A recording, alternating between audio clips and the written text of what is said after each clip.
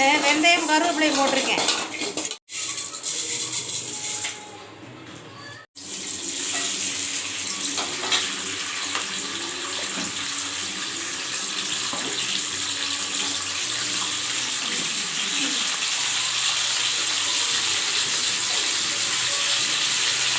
தண்ணிக்கு எண்ணெய் கிடைக்கும்.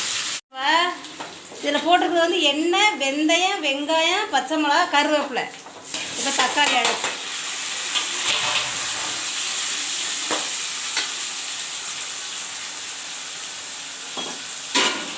இது வந்து வெலை மீன் 1/2 கிலோ மீன் கழுவி சுத்தம் பண்ணி வச்சுருக்கேன். உப்பு கொஞ்சம் போடுங்க. தக்காளி வதங்க கொஞ்சம் தான் போட்டிருக்கேன் உப்பு. அப்புறம் குழம்பு கொதிக்கும் போது போடணும்.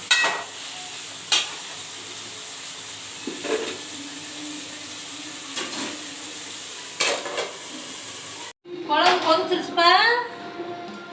குழம்பு நல்லா கொதிச்சிருச்சு. இன்னும் மீன் எடுத்து போடுவேன். 1/2 கிலோ மீன் வெலை மீன் இது. அதுக்கு தகுந்தபடி மசாலா புளி எல்லாம் ஊற்றிருக்கேன்.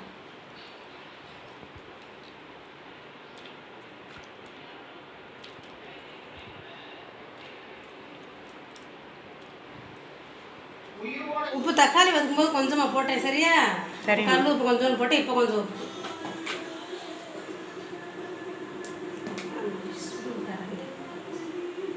அது உள்ளே போட்டு வச்சதுனால கரண்டி சுடுது.